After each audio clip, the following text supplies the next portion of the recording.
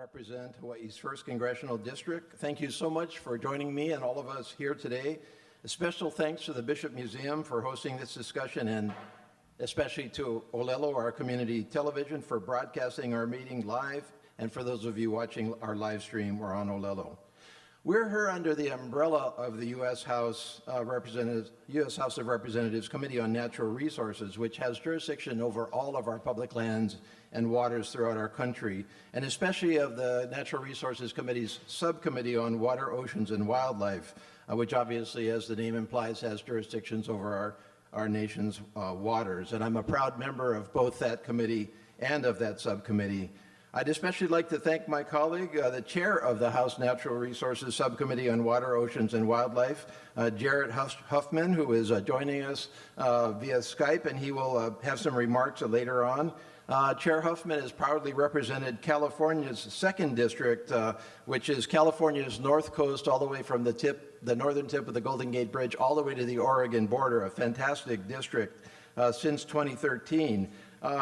Chair Huffman, this is a little ad hoc, he's no stranger to Hawaii because in his earlier life he played men's volleyball for UC Santa Barbara. He was an All-American 3 years in a row, so he played us many times. And Chair, I took the opportunity to check out the record between UH and UCSB over time, and I find that UH has won 42 times and UCSB 35 times.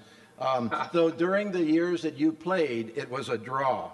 And of course, I do want to note that currently University of Hawaii men's volleyball is ranked #1 in the country, UCSB #3. So I think we've got a tangle, and I think this probably begs a bet between us at some point.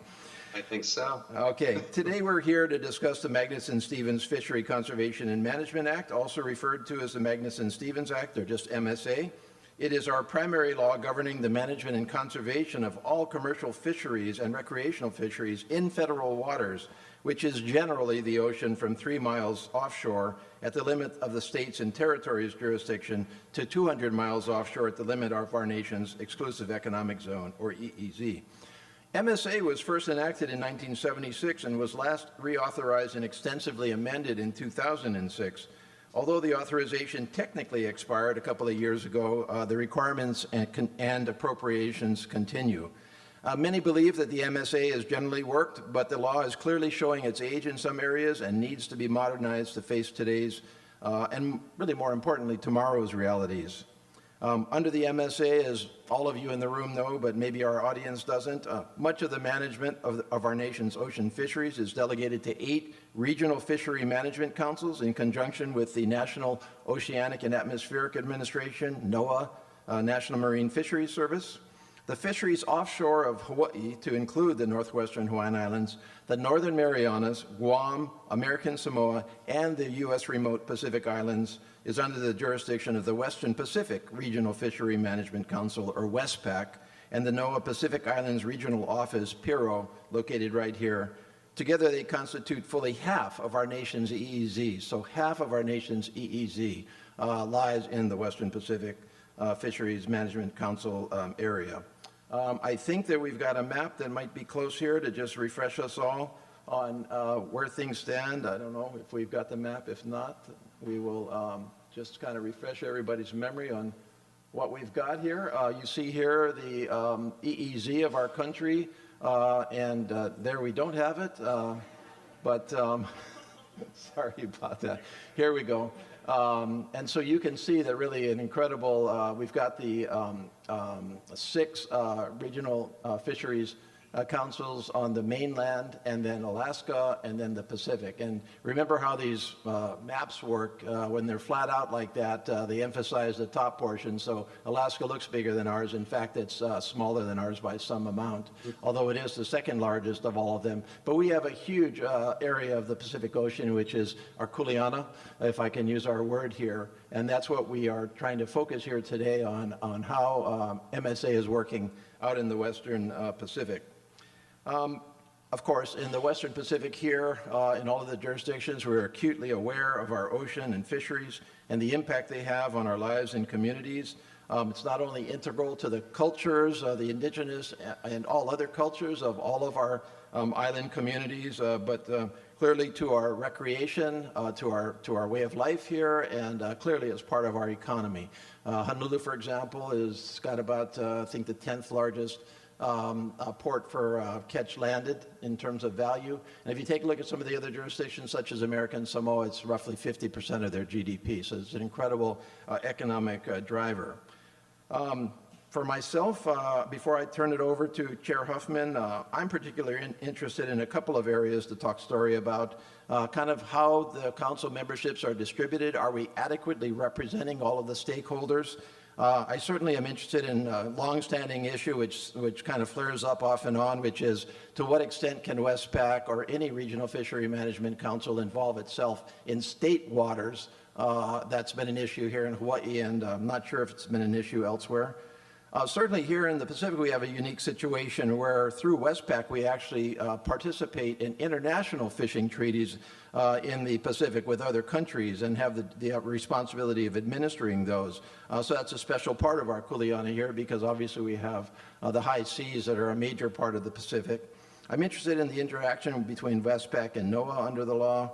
I'm interested in whether we can adequately enforce our laws throughout our vast EEZ. I'm interested in aquaculture, which has been quite an issue both here in Hawaii and especially in the Gulf Coast. To what extent does MSA encompass, or should it encompass, aquaculture in federal waters? And of course, your specific comments. Let me talk about the quick outline of what we're going to do here before I turn it over to Chair Huffman. First of all, Chair Huffman will give his own comments, and then I'll introduce our incredible panel here, and then we'll hear remarks from our panelists. We've got a lot of panelists and a lot to say and not a whole bunch of time, so please keep your remarks to 5 minutes. As Chair Huffman will emphasize, we've got a record of this, and there's an avenue for all of this to be put into the record. That includes anybody here in the room and also listening.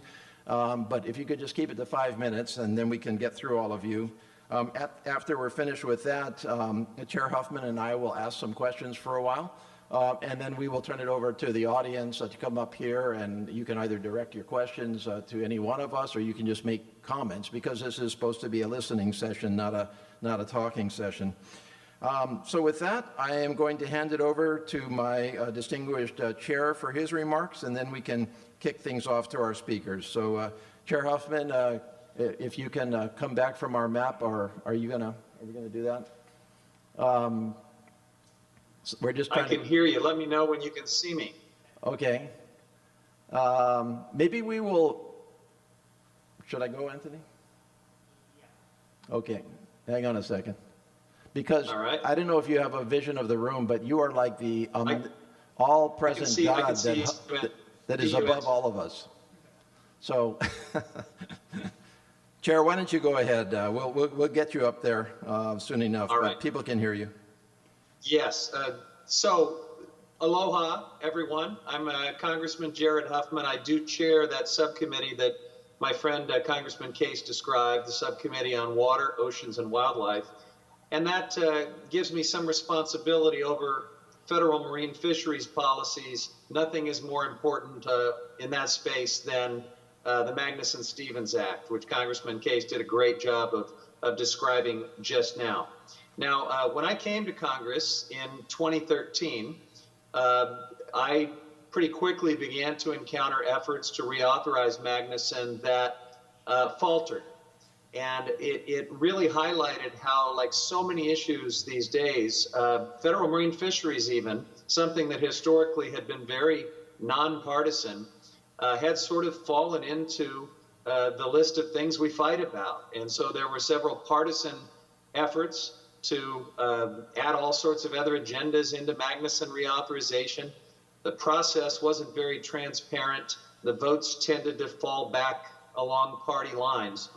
And I resolved when I became chair to try to reset the conversation, to try to take the politics out of it, make it more about facts and science, and maybe get us back to the historic bipartisan nature of federal marine fisheries management. That's at least what I want to do. And I thought, in addition to depoliticizing the subject matter, we needed to restore better process as well, more transparency. And that's where these listening tours come in. So this is the 7th stop on a national listening tour that I have committed to do, where we're going to visit each of the regions that have Magnuson Regional Fishery Management Council. It's strange that a beautiful place like Hawaii would be the one place that I can't personally be at. I'm very conflicted about that, but I'm very grateful that I've got a colleague as capable and engaged on these issues as Ed Case to stand in for me, and I'm grateful that you're allowing me to follow today's proceedings by way of this video. Hearing directly from stakeholders in every region is super important to me, and so far it has really helped to highlight the nuances that we experience in each region. Obviously, I'm beginning to hear some themes that are present in all of the regions, but I'm also hearing about certain fisheries and issues that are unique to different parts of the country. And as we think about reauthorizing Magnuson, I think it's important for us to understand all of that. When it comes to Hawaii and the Western Pacific, obviously, I know this is a district that's very different than my Northern California district. I've heard from Congressman Case and other stakeholders about some of the issues facing your region. I know how important fishing and oceans are to Hawaii and the rest of the Western Pacific region, and they have such an impact on the region's culture, economy, overall way of life. So I want to understand these nuances. I want to hear about all of that from you. I also want to assure you that I am not trying to completely reinvent the Magnuson Act. As we contemplate reauthorizing this law, I think it's important to acknowledge something we hear everywhere we go on this listening tour, and that is, for the most part, it's working. That the science-based catch limits and rebuilding timeframes and other pillars of the Magnuson Act have been incredibly successful over time. They have helped bring us back from a point where many of our fisheries were terribly overfished, and we have now rebuilt a record number of stocks. And in many ways, our federal marine fisheries management under the Magnuson Act has become the envy of the rest of the world. So we obviously don't want to just reinvent all of this. However, it's been a long time since we last reauthorized Magnuson, and circumstances have changed. We have to look to the future, think about what has worked, but what can work better. We know that climate change was not something that we were seriously talking about the last time we reauthorized Magnuson, but I hear about the impacts of climate change everywhere I go, from shifting fish stocks to impacts on habitat. So I think this next reauthorization has to think very carefully about whether Magnuson in its current form is adequately constructed to address the challenges that climate change presents. I know that there's more we can do on IUU fishing and leveling the playing field for our American fishers against foreign fleets that do not have the same high standards, that have all sorts of terrible practices associated with some of their fisheries. And so I'm interested in hearing about that from your perspective in the Western Pacific. I think Congressman Case alluded to this. We're both interested in the governing structure of the Magnuson Act and whether it is doing the job to effectively get us through the challenges of the years ahead. And we have new technologies, of course, that can help solve challenges with data collection and bringing the best available science to these fishery management issues. We need to make sure that Magnuson is encouraging and supporting all of that. So I'm really looking forward to hearing from all of you. And just a reminder that as important as the direct input from this session is today, that's not the only way to give us your input. If you want to go to my website, huffman.gov/MSA, we have set up a portal there to receive comments from anyone and everyone.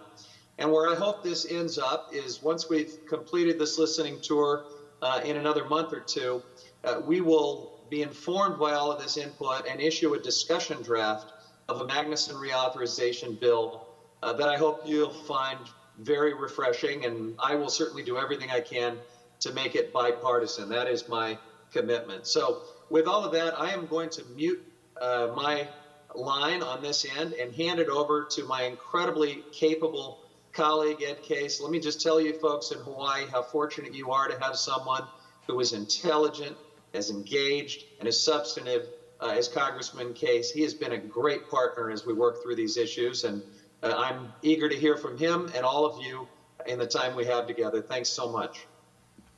Okay, thank you so much, Chair Huffman, and I hope that everybody heard his passion, his true passion in this area. Listening tours like this are a little unusual. Congress kind of sits back a lot of times and people come up and you do a formal congressional hearing, maybe a field hearing every once in a while. But to actually go out there around the country and actually listen to people, that is unusual. I wish we did it more. He is doing it. I forgot to mention at the beginning, by the way, that he is a passionate fisherman himself, recreational fisherman, so he knows the water. And as I recall, do I recall correctly that you actually worked salmon boats, if I'm not mistaken, in Alaska in your younger years? Among the many weird experiences in my life, Ed, yes. Okay. All right. Thank you. Thanks so much. Okay, now I'm going to introduce our panelists, and I'm going to introduce left to right, and that's the order that we'll ask you to present. I also have two panelists who we invited who could not make it at the last minute, and so I'm going to read their comments along the way. So I'm just going to introduce you right through and then turn it back to you for your comments. First, we have Ed Watamura. Ed is a vice chair of the Western Pacific Regional Fisheries Management Council. He's from Oahu and leads the Waialua Boat Club, small boat fishermen. So welcome, Ed. Mike TOSATTO became the regional administrator for NOAA's National Marine Fisheries Service at the Pacific Islands Regional Office based in Honolulu here in 2010 after serving as deputy regional administrator since the creation of the Pacific Islands region in 2004. He's also the lead NOAA official for the management of the Pacific Remote Islands Marine National Monument, the Marianas Trench Marine National Monument, and the Rose Atoll Marine National Monument. SUZANNA Case is a 28-year veteran of the Nature Conservancy, having served as the Hawaii's Program Executive Director from 2001 to 2015. Governor Ige appointed her as chair of the State of Hawaii's Department of Land and Natural Resources in April 2015. And for those of you that don't know, DLNR, as we call it here in Hawaii, has jurisdiction over virtually all Hawaii state waters out to the 3-mile limit. Full disclosure, she's also my sister, for those of you that didn't know that. Michael GOTO, welcome to you, is the auction manager and assistant vice president of the United Fishing Agency, third generation, I think, at United Fishing Agency, correct? From a legendary family where he has worked since 2007. He has served as a member of the Western Pacific Regional Fishery Management Council since 2012. He's also served as the chair of the Committee on Pelagic and International Fisheries since 2012. He's also been a United States Commissioner on the Western and Central Pacific Fisheries Commission since 2014, and also has served on the board of directors of the Hawaii Longline Association and as a director on the board of directors for the Domestic Commercial Filling Village Association at Pier 38. Rick Gaffney, who was unable to attend today, but whose comments I will share, is president of Rick Gaffney and Associates, a Hawaii-based ocean recreation business development and consulting firm. Rick also serves on the Northwestern Hawaiian Islands Coral Reef Ecosystem Reserve Advisory Council and is president of the Hawaii Fishing and Boating Association, Central Pacific Islands representative at large for the International Game Fishing Association, a member of the Hawaiian Islands Humpback Whale National Marine Sanctuary Advisory Committee, and has also served as co-chair of the West Hawaii Fisheries Council and a member of the Federal Marine Protected Areas Federal Advisory Committee. David Henkin joined the Honolulu Office of Earth Justice, a national nonprofit public interest environmental law organization, in 1995 and became a staff attorney in 1998. At Earth Justice, David has addressed a wide variety of issues in the marine environment area, including the Magnuson-Stevens Act, the Endangered Species Act, the Marine Mammal Protection Act, the National Environmental Policy Act, and the Clean Water Act. Welcome, David. Evan Howell is Deputy Director of the Pacific Islands Fisheries Science Center. He provides the oversight of all Science Center operations to support the NOAA Fisheries Scientific Mission in the Pacific region. Dr. Howell began work at NOAA Fisheries in the Pacific region in 1997, and through his career he has led and participated in scientific research coupling physical and biological processes to better understand critical habitat and possible climate effects on highly migratory and protected species in the central North Pacific ecosystem. Thanks for joining us. Saul KAHOOHALAHALA, my former colleague at the state legislature. It's great to see you again, Saul. Saul currently serves as the Papahanaumokuakea Native Hawaiian Elder on the Reserve Advisory Council and is the chair of the Hawaiian Islands Humpback Whale National Marine Sanctuary. In the last 4 decades, Saul has served as an elected public official, serving 6 years in the Maui County Council, 5 years in the Hawaii State Legislature. He was also appointed and elected chair of the Hawaii Sovereignty Commission, appointed executive director of the Kaho'olawe Island Reserve Commission, organized the Lanai Protect Kaho'olawe Ohana. Saul is originally 7 generations from Lanai. He was a crew member of the Hokulea and has served on numerous boards and commissions at the county, state, federal, and NGO level. Thanks for being here. Eric Kingma has served as the executive director of the Hawaii Longline Association since April 2019. Prior to that, he worked for the Western Pacific Regional Fishery Management Council as its International and Pelagic Fisheries Enforcement and NEPA coordinator. He's also worked for the U.S. Coast Guard in its District 14 Office of Law Enforcement. Thanks for being here. And then finally, he could not make it. Anthony Benavente is the Secretary of the Department of Land and Natural Resources of the Commonwealth of the Northern Mariana Islands. He was unable to attend today, but shared his comments, which I will read. So an incredible panel. Thank you so much. I hope that we have rounded up a diversity of interest in the oceans and expertise in the oceans. Of course, we purposely tried to get a variety of viewpoints here.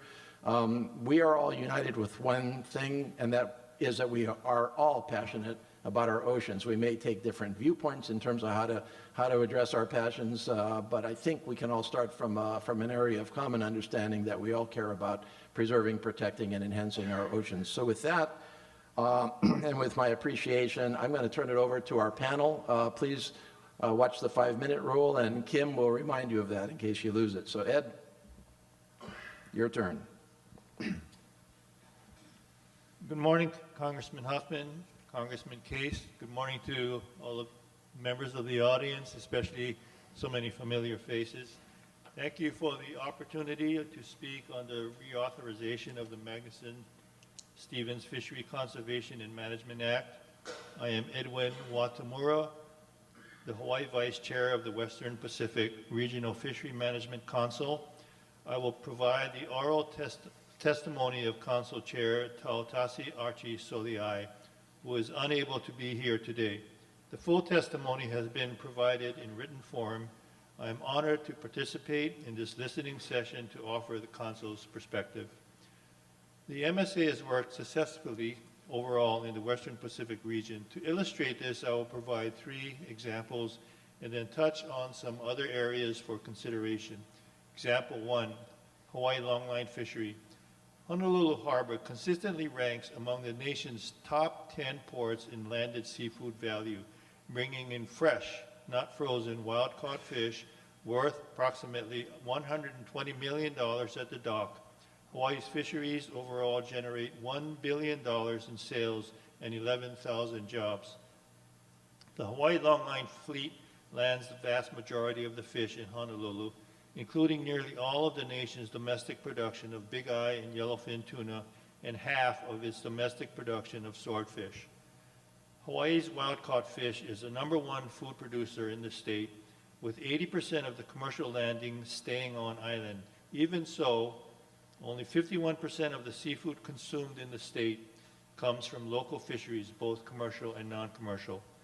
The Hawaii longline fleet is globally considered the gold standard in pelagic fisheries. Through the MSA process, Council has developed and implemented measures that have formed the basis of international standards for regional fishery management organizations, such as Western and Central Pacific Fisheries Commission and the Inter-American Tropical Tuna Commission. Through the MSA and Council process, the Hawaii longline fishery is one of the most regulated and monitored fisheries in the world. The mandatory use of satellite-based vessel monitoring systems was pioneered by the Council for this fishery in 1991. Observer coverage in the fleet ranges from 20% for deep-set vessels to 100% for shallow-set vessels.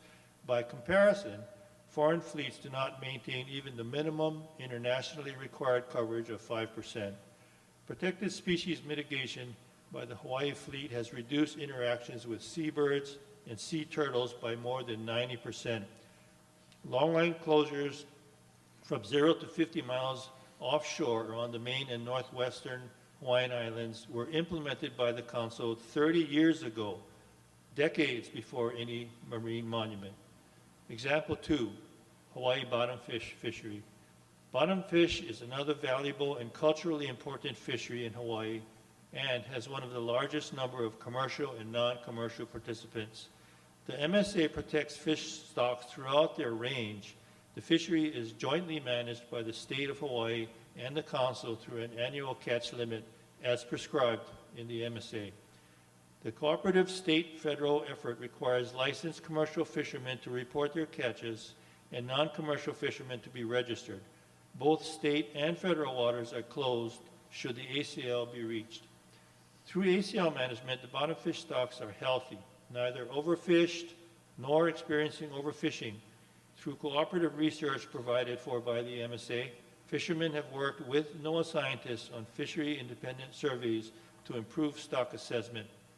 Because ACL management is working, the state has opened several bottomfish restricted areas, moves supported by fishermen and scientists alike. The MSA, example number 3, ecosystem-based management. The MSA fishery requires fishery conservation and management measures to include ecosystem considerations. Our region embraced ecosystem-based management early, implementing the Coral Reef Ecosystem Fishery Management Plan in 2004 and restructuring fishery management plans into fishery ecosystem plans in 2009. Increasingly, ecosystem-based management has focused on anticipated impacts of changing climate. The Council's Marine Planning and Climate Change Committee and Plan Team include NOAA climate change experts who monitor the impacts of climate change in the Council's annual reports. The MSA recognizes that both living marine resources and the communities that depend on them are part of the ecosystem and includes provisions to support indigenous traditional knowledge and fishing communities. Conclusion, other MSA considerations include flexibility in rebuilding plans to account for impacts on fishing communities, time needed for analysis of interim measures to reduce overfishing, the cost and practicality of webcasting from the territories, and the general thoughts from the Council Coordination Committee on MSA reauthorization. These are included in written testimony. In conclusion, healthy fisheries, management of fisheries for fish stocks throughout the range, and strides in ecosystem-based management, none of this could have happened without the MSA.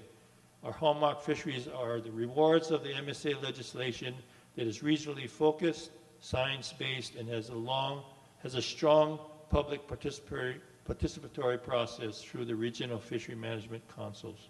Thank you. Thank you so much, Edwin. Mike? Good morning, Representative Case, Chairman Huffman, my fellow panelists. Good to see you all again. I appreciate the invitation to participate on this panel and provide the federal fisheries management perspective. Here in the Pacific Islands, the National Marine Fisheries Service works to ensure the sustainable fisheries and protect the marine resources throughout the region. As I serve as regional administrator, leading the professional staff of the Pacific Islands Regional Office that we all know as PIRO, along with our colleagues at NIMS Pacific Islands Fishery Science Center, who provide the cutting-edge science necessary to help inform management decisions in this changing environment. PIRO works to conserve and manage marine resources in this vast geographic region. We accomplish our work through many valuable partnerships, several of which are represented on this panel and in the room today. I'm pleased to say that the nation's current fisheries management regime, anchored by the MSA and its Regional Fishery Management Council system, has been very successful in maintaining healthy fisheries in the Pacific Islands region. Nationwide, under this framework, over 90% of the U.S. stocks are not subject to overfishing, and over 80% are not overfished. 47 stocks have been rebuilt since the year 2000, and some of these successes have and are still occurring in the Pacific Islands region, as successes in management in turn have led to $1 billion in total sales generated by the fishing industry here, supported 11,000 jobs, as we heard, in Hawaii. In partnership with the Western Pacific Fishery Management Council, we enjoy some of the healthiest and most productive fish stocks in the nation, which in turn helps to advance the seafood competitiveness of the United States and strengthens the value of fisheries to the U.S. economy.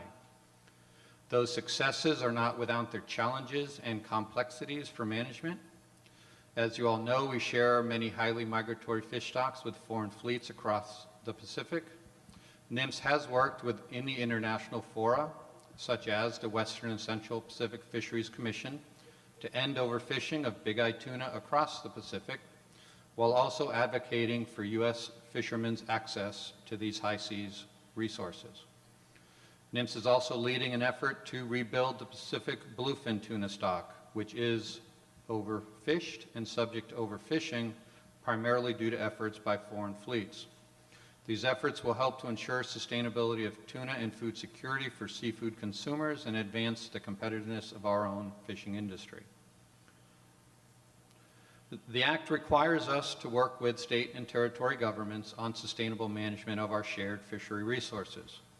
As an example of this close partnership, we in the state of Hawaii have established a coordinated management regime that has ended overfishing and ensured the sustainable harvest of the culturally and economically important deep water bottom fish here. NIMS looks forward to similar success in ensuring sustainable management of bottom fish resources in Guam, the CNMI, and American Samoa by partnering with those territory governments. As we look to the future, NIMS will take opportunities to further improve our management system. For example, a large part of sustainably manage our nation's fisheries is collecting fisheries-dependent data from fishermen, traditionally relying on a combination of paper logbook from fishermen, catch data from independent observers, and landing data from shoreside dealers. This is no longer enough. Electronic monitoring is an important technology advancement that supplements the work of fishery observers, and that's what at-sea monitors do, while keeping them as safe as possible. As an agency, NIMS has been working across the country with its partners to consider and incorporate such technologies as appropriate into our fisheries management. Here in the Pacific Islands, NIMS has been working with groups like Hawaii Longline Association to pilot electronic monitoring in the longline fishery, and we are getting some critical information about the potential management benefits from our colleagues at the Pacific Islands Fisheries Science Center. We look forward to continued efforts in electronic monitoring with the Council, the industry, and other stakeholders to see what we can do to capitalize on these valuable technologies. Some challenges remain. For example, annual catch limits are an effective tool in ending overfishing and rebuilding fish stocks. However, implementing them and the associated accountability measures has been challenging in some areas, particularly where it is difficult to obtain comprehensive data on stock status and fishing harvest. For example, setting effective ACLs for bottom fish species in the Pacific Island territories is one of our current and biggest challenges due to difficulty in collecting enough reliable fisheries-related data. In conclusion, I reiterate my thanks for the opportunity to contribute to this panel, and I look forward to the forthcoming discussion. Thank you, Mike, and thanks for all of NOAA's great work in Hawaii and throughout the Pacific on a number of other areas as well. Suzanne? Aloha, Chair Huffman and Congressman Case. Mahalo for this opportunity to comment on federal management of our ocean and fishery resources to inform reauthorization of the Magnuson-Stevens Act. I'm Suzanne Case, Director of the State Department of Land and Natural Resources, or DLNR, and with me today are Brian Nielsen, Administrator for the DLNR Division of Aquatic Resources, and DAR's Program Managers, David Sakota for Fisheries and Ryan O'Connell for Ecosystems. And DLNR's jurisdiction covers all the state nearshore reefs and waters out to 3 miles. Also, all of our state forestry and wildlife management, conservation district regulation in our forests and coasts, state lands, including submerged lands out to 3 miles, invasive species management and enforcement. We host and co-chair the State Climate Mitigation and Adaptation Commission. We sit on the Western Pacific Fisheries Management Council. In short, we are the primary state agency for engagement with NOAA and Westpac on management of fisheries that have significant overlap in federal and state waters, primarily the deep seven bottom fish and pelagic fish. The most significant issue now facing our planet is global warming and climate change, with the resulting ocean warming, ocean acidification, and coral bleaching, compounded by overfishing from unsustainable fishing practices, marine debris in the form of plastic pollution and derelict fishing gear, and spread of invasive species through hull fouling and ballast water. And we urge you to tackle these issues head-on in reauthorization. Based on our experience with NOAA and Westpac, we highlight 3 needs in MSA reauthorization. First, consultation. We propose the MSA require a formal consultation process for federal plans and actions and expenditures affecting state waters. Potentially affected state agencies should receive written notification of proposed actions with requests for comment at least 30 days prior to placement on any agenda for decision making. For example, the Pacific Remote Island Areas and Hawaii Marine Conservation Plan is on the March agenda for reauthorization, and we haven't had any formal consultation with DLNR on this. Another example is the NOAA fish stock assessments, which can be welcome federal assistance in Hawaii, but we do want to have formal consultation for setting the priorities for those stock assessments with NOAA. Second area is clarification of jurisdiction. The MSA should give clear guidance as to what matters NOAA, and in particular Westpac, may appropriately engage in with states and what is not an appropriate claim of jurisdiction. Again, under the MSA, Westpac has authority over fisheries seaward of state waters with 3 miles out, and the state DLNR DAR has a management authority over fisheries in the state waters from the shoreline out to 3 miles. I think we're a little different here from most of the other regions because we don't have a continental shelf, and so there's a real distinction between nearshore reef fisheries and our deep water fisheries. The bottom fish are an area of overlap, but that's where the current model really doesn't quite work for Hawaii in making that distinction. We would like for the co-managed fisheries, the deep seven bottom fish and the small boat pelagic fisheries, we'd like to establish better communication and collaboration with NOAA, NIMS, and Westpac on management efforts. For example, the ACLs and accountability measures on a maximum sustainable yield probably work well for offshore commercial fisheries like the longline fishery, but not necessarily the best model for nearshore fisheries, where you have to give greater consideration to ecosystem services. For fisheries solely under state jurisdiction, again, we welcome federal support for research that can inform management as long as it aligns with state priorities. We do have significant concerns about Westpac improperly attempting to influence management of state fisheries, state nearshore fisheries, through its work with communities. The Council has historically inserted itself into management of state fisheries by claiming jurisdiction under the MSA National Standard 8, which directs that conservation and management plans take into account the importance of fishery resources to fishing communities, and National Standard 3 for managing stocks as a unit. At best, for nearshore reef fisheries, this is a very thin thread of a nexus, and we are concerned about serious overreach here. Community engagement is great if done in collaboration with the state. Again,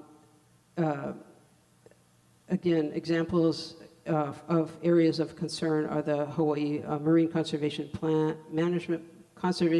which targets community-based fisheries. But again, in Hawaii, these are nearshore reef fisheries in state waters, not federal jurisdiction. Similarly, the support for the State Ahamoku Council, which are active in state matters, not federal fisheries. Another example is we have Westpac putting Hawaii aquarium fishing report on their March agenda. We pointed out this is not this is not a federal fishery, it's a state fishery only. Transparency is the third area, with particular avoidance to conflicts of interest. We hope you'll focus on in reauthorization. We need more transparency in selection of council members. The council lacks representation by Indigenous Hawaiian community members and conservation focus. The Sustainable Fisheries Fund's expenditures are not public information. And we have asked for detail and have not gotten any on the expenditures. We are concerned about potential conflicts of interest regarding these expenditures. We have some concern about territories selling quotas, whether that actually lends itself to sustainable catch limits. And the council meetings are very thorough. They're very long. They're many days long, several times, 4 times a year, I guess. And we would like more consultation on the agendas and more, make sure all the documents that are to be discussed are actually distributed in document form and placed and maintained on the website perpetually online. And we do have correspondence between DLNR and NOAA and Westpac on these matters that we can offer for your review. So again, we urge you to clarify jurisdiction, consultation, transparency, and conflict of interest in reauthorization for true sustainability of our fisheries. Thank you. Thank you very much. Mike? Aloha, Chairman Huffman, Representative Case, and everyone in attendance. My name is Michael Goto, and I've been involved in the Hawaii seafood and longline fishing industry for the past 13 years. I'm an executive of United Fishing Agency and the manager of the Honolulu Fish Auction, which is the nation's only daily tuna auction. Our company is the first receiver of most of the domestic longline catch that has landed into Hawaii, and we consolidate the marketers and vendors together so that they may purchase and distribute this fish safely to the public.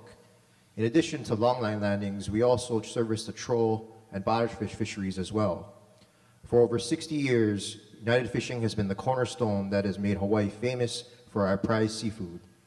However, my involvement with the fishery reaches into many other components of the regulatory system. As Representative Case stated earlier, I'm a council member on the Western Pacific Regional Fishery Management Council, and I've served on that for the past 7.5 years.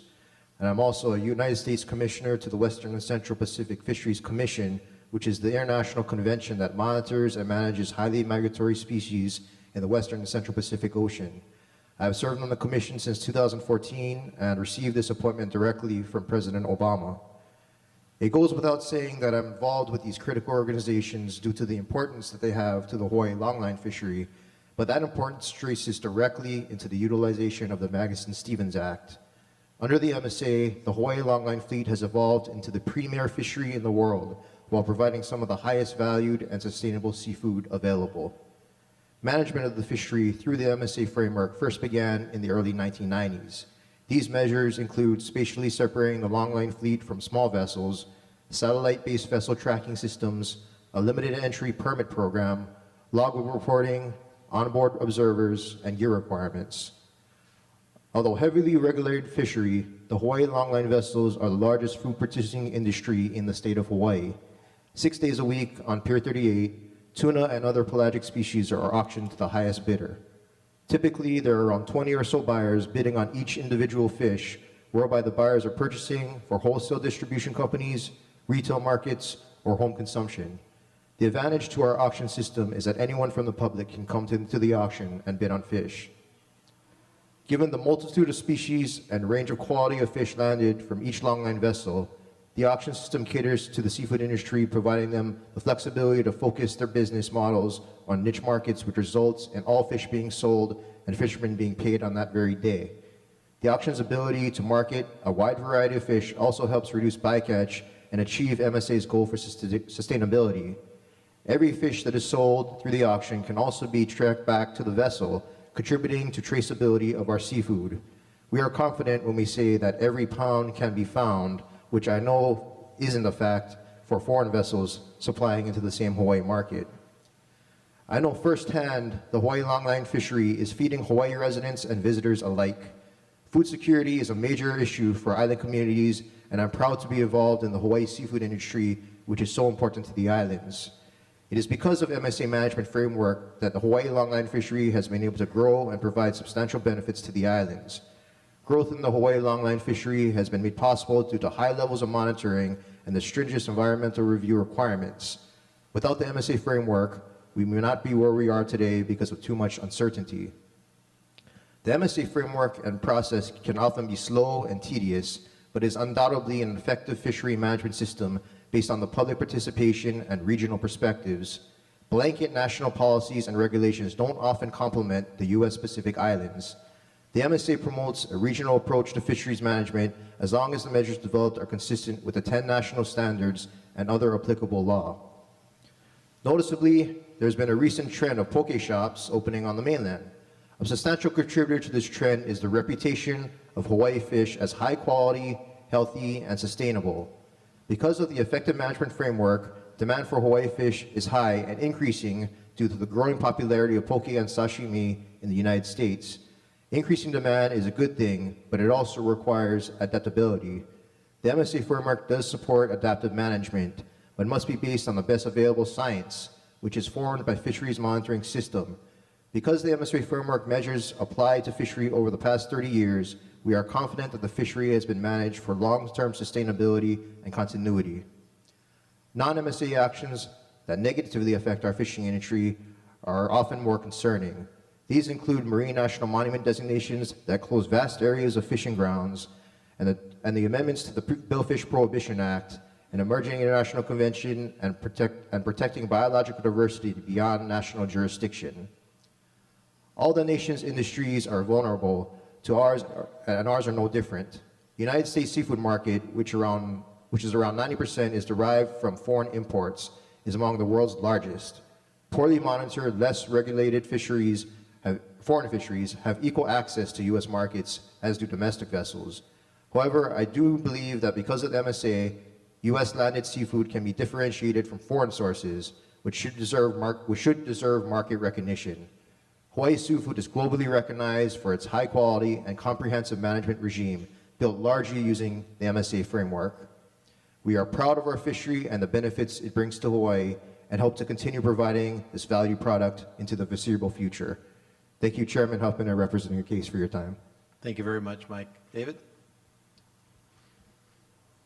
Good morning, Representative Case, Representative Huffman, fellow panelists, everyone here today. I appreciate the opportunity to talk about opportunities to strengthen the Magnuson-Stevens Act and better steward our ocean resources. Not only myself, but our office has been involved in protecting the ocean resources and promoting sustainability for over a quarter century. And the Act provides really important tools for accomplishing those goals, but as we enter a changing world with climate change, we're going to face additional challenges, so we need to continue to innovate. I'm going to focus on, you have our written testimony or written comments, so I'm going to focus on a few things, Representative Case, that you raised questions about. The first one having to do with enforcement. There are a couple of issues with enforcement where we could use some improvement in the Act. The first one is the highly restrictive 30-day statute of limitations before that limits access to judicial review. So concerned members of the public have only 30 days to rush into court if they have any concern about a fishery management plan, amendments, or regulations. Undoubtedly, the justification for that, or the thought behind that, was if we provide a really narrow window, that will create more certainty for the fishery because that will limit the opportunity for challenges.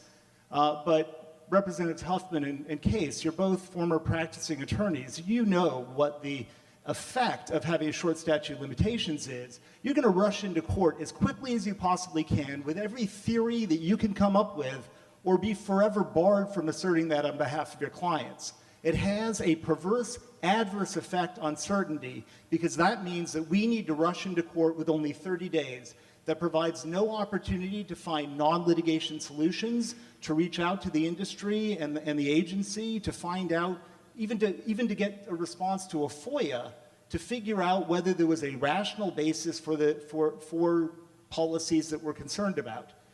So actually, if you lengthen the statute of limitations, under virtually every other environmental law, there is not a 30-day statute of limitations. There's a 6-year statute of limitations. And there are no problems with those other environmental laws.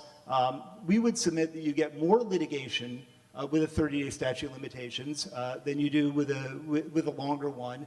And even where litigation is unavoidable because there are disputes that need to be resolved by the court, you could at least narrow the issues if you had an opportunity to do discovery through FOIA, if you had an opportunity to have conversations with the regulated industry and the agency. It's just a bad policy based on a limited understanding of how lawyers work. The second problem is the unavailability of preliminary injunctive relief. Normally, litigation under the MSA is under the Administrative Procedure Act, which in every other setting gives courts the opportunity to protect the public interest through issuance of a preliminary injunction while the litigation is ongoing. Under the MSA, that is flatly prohibited. Now, the standard for securing a preliminary injunction is extraordinarily high. So why tie the hands of the federal courts to protect the public interest in sustainable fisheries by disallowing that in this sole limited area? We suggest that that should be removed. Congressman Case, you're also concerned about representation on the council, and we share that concern, and we would echo the testimony from DLNR Chair Case on that issue. We need to have more representation on the council from Native Hawaiians, other indigenous peoples in other parts of the country, conservation interests, scientific interests. If you look at the membership of Westpac, it is highly dominated by the commercial industry, which clearly skews its decision-making in favor of that industry. If you look in other contexts, like under the Marine Mammal Protection Act, when you establish a take reduction team to address harmful interactions with marine mammals and commercial fisheries, by law, it mandates that you have a balanced composition that includes not only members of the industry, obviously they need to be there, but also all of the agencies, the conservation interests, the scientific interests, to make sure that there's balanced representation. That is mandated by law under the MMPA. The MSA has no such requirement, and therefore we end up with this lopsided representation on our management, on our fishery councils. In addition, what would be helpful is also requiring governors to submit lists of nominees from each of the affected interest groups, categories, people with expertise. So the governors are supposed to submit the nominations, but they're not required to ensure that there is equal representation from conservation groups, indigenous groups, science groups. That would be helpful, but ultimately where the rubber hits the road is who the secretary appoints, and like the MMPA, it should be mandated that that be balanced representation. We also submitted testimony about council accountability and transparency. We'd echo Chair Case's comments on that, and frankly, I feel like I'm preaching to the choir because both you, Representative Case, and Chair Huffman have been outspoken advocates of ensuring accountability, and in particular, investigating Westpac to ensure that they're managing the public resources properly. We would urge that the results of the Office of the Inspector's ongoing and current audit of Westpac be made public, that would allow Congress to know whether there needs to be additional guidance, regulation, and oversight of all of, in particular, Westpac's activities. And I can't hear the buzzer. There was a loud noise, so I don't know where I am in my 5 minutes. Okay, I think that's about right. Okay, thank you very much. Yeah, I think I saw the folks go out to help out in terms of our friend mowing. Thank you very much. Okay, thank you very much. Okay, I'm starting the timer. So again, as introduced, I am Evan Howell. I'm the Deputy Director for the Pacific Island Fisheries Science Center, here on behalf of the Science Director, Michael Secchi, who sends his regrets for not being here, and his greetings to Representative Case, Chairman Huffman, and our fellow panelists. Thank you for the opportunity to share our thoughts about the science on the federal side of Magnuson. So as the Science Center out here in the Pacific Islands, we're primarily focused on ensuring that our science continues to be responsive to the mandates, such as MSA, as well as maintaining the space to explore important science questions, particularly related to climate and human dimensions, and to continue to build a science enterprise with a holistic or ecosystem-based understanding of our fisheries. Some highlights of the Magnuson-Stevens work that we've done, we'd like to talk about. One would be stock assessments, the stock assessments that we do. Now, historically, the stock assessments started relying solely on the fishery-dependent data collected by the fishers themselves. We've evolved over time to using data derived from both fishery-dependent and independent, where possible, sources. This improves our modeling capabilities and our data streams. Our vision for the future is to continue to incorporate additional data streams to further improve our modeling accuracy and forecasting capabilities, and these include things such as climate indicators, information from genomic studies, and socioeconomic data. A challenge will continue to be our ability to gather information for data-poor stocks, particularly species that are not in federal waters. Of note, we are focused, again, as you heard from Mr. TOSATTO, on the development of an electronic monitoring and electronic reporting system to implement and gather fishery-dependent catch data to better inform our stock assessments. A key aspect that we also look at under Magnuson is the reduction of bycatch. The importance for us is that since the largest fisheries in the Pacific Islands regions target highly migratory species using longline gear, bycatch mitigation and protected species interactions are a significant part of our fishery management and therefore science enterprise. Over the years, our science enterprise has evolved to provide scientific advice to address management needs to reduce bycatch, whether it is by bycatch mitigation research, projections or quantification of fishery interactions with protected species. An example in bycatch mitigation were the analyses to explore the potential effects of longline gear modifications such as hook type or depth on catch rates of bycatch species. Another one is beyond that, looking at prediction and forecasting where the interactions would actually occur to allow for better avoidance measures where possible. As you mentioned, Representative Case, one of the things that we as a Science Center have always looked to do is to incorporate oceanography and climate impacts on our fisheries. So to effectively implement ecosystem-based fisheries management, provide sound science advice for the range of management needs, the center is focused on understanding the basic ecology of the resources and how the environment impacts the distribution of the fishery and protected species. Some examples of this were Turtle Watch, which was a tool developed by Science Center staff to minimize protected species interactions where possible by providing information on where the turtles are likely to occur based on the environment and allow for the fishery to practice avoidance measures if possible. By understanding the critical habitat of the sea turtles, we can better understand where they might be in relation to our critical fisheries. Another one is a new transformational ecosystem-based fisheries management project, which analyzed many more environmental patterns, species distributions, and fisher behavior to model interaction patterns within the Hawaii and American Samoa longline fisheries to estimate protected species interaction rates. This multi-year project has over time greatly enhanced our holistic understanding of the longline fishery dynamic, both environmental and social. And lastly, I'd like to talk about the socioeconomics and human dimensions work that we've really been working on over the last few years. So over the years, we've grown to have a significant investment in the economic, human, and community aspects of our fisheries. Each populated geographic area within our region, Hawaii, American Samoa, Guam, and the Central North Mariana Islands, has a unique set of cultural values, knowledge, and practices. So understanding the human and cultural dynamics within our region is very important and complex. It's especially important because of the resilience on sustenance fisheries in many of these areas. Going forward, we plan to continue to study fisheries economics to understand the realm of possibilities available to both gain efficiencies and reach a sustainable fisheries model, one that is commercially viable and minimizes bycatch. Thank you for the opportunity to speak. Thank you very much, Evan. Saul? Okay. Well, so to Chair Huffman and to our Congressman Case, thank you for this opportunity. I wanted to, first of all, submit to this subcommittee that a copy of the Kumulipo be a part of your understanding of this place and some of the cultural context which I think I'm here to hopefully represent as a native Hawaiian. I'm happy that that goes into the congressional record, so yes. Okay, thank you.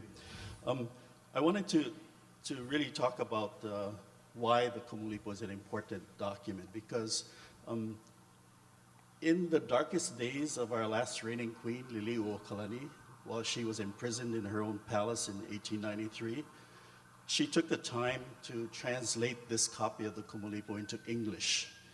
And she says that partly it was to pass her time while she was in prison. Also, she says it might serve as an interesting memento to her friends and family. But more importantly, I think she says that she hopes that by translating the Kumulipo into English, that it would have relevance and importance for the future. And she says that she hopes that for the science community and for others, that they will grasp the deep knowledge that's within the story of the Kumulipo so that it can become a part of the way we view our place in not just the Hawaiian Islands, but our place in Honua, the earth, and our responsibility to resources of which we are now deliberating, the management of resources and places. So I want to submit that we spend some time giving consideration to a Hawaiian perspective in terms of resource management. So I want to just quote in the opening comments of Chair Huffman. He says he's hoping that this review of the MSA is going to look at tomorrow's realities, and he says that we should be looking to the future, and that it should be adequately instructed, and that there must be a governance structure, and that we're looking at improved technologies. And I said all of these are lacking what I would consider to be a need for Hawaiian participation and science. So the Kumulipo addresses all of those kinds of concerns and knowledge. It is our Hawaiian science. So I am very inspired that the Queen spent some time doing this.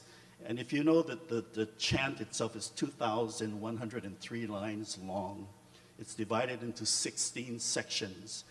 The first 9 sections is really talking about creation itself, from the deepest, darkest depths of no light to now all of the creatures that are created before man actually comes into play. And in the last 7 sections of the Kumulipo is an introduction of who we are. So from the first human that is now born into this place, we now get to interact. So it really sets the tone that the place that we play here as the people is not to be the first, but we are actually a descendant of the first creature, which is the ukuko'ako'a, which is a coral polyp. So therefore, our responsibility in terms of care and management is to that precedes us. And so if we incorporated this kind of perspective, then it would seem to me that all of the things that are being discussed today as presented by these panelists need to have a deeper connection to place. And I think that if we adopt this document as part of how we look at future management, that it's all spoken for in here. So I want to say that it says that the Kumulipo has relevance not only for today, but it has relevance from when it was first written. And in conclusion, I guess I would like to just quote Dr. Pulani Kanakaole Kanahele in her description of the Kumulipo, if I may. And she says, "The Kumulipo is the reality of our dim past, the foundation of our present, and the pathway into the future. It is a cognizant reminder of our ancestors, their intelligence, failures, conquest, and defeat. This song is a gift which encourages the warrior within us to awake to the contests and challenges which constantly confront us by using intelligence and ancestral experiences. It is our genealogy connecting mankind to earth and sky." She says, "We are the Kumulipo, and know that esoteric soul inside of you and celebrate your Punaha Keola, or the circle of life. He makana kupuna keia no lako apau." This is a gift from our kupuna to all of us. So with that, I thank you for the opportunity for bringing in a native Hawaiian cultural perspective in terms of where we are today and where we need to be tomorrow. And ika wā mamua, ika wā mahope. If we're going to move forward, then we must look backward. Thank you. Mahalo. Thank you very much. Eric? Aloha, Congressman Case and Congressman Huffman, members of the panel, those in the audience. Nice to see you guys here on Aloha Friday.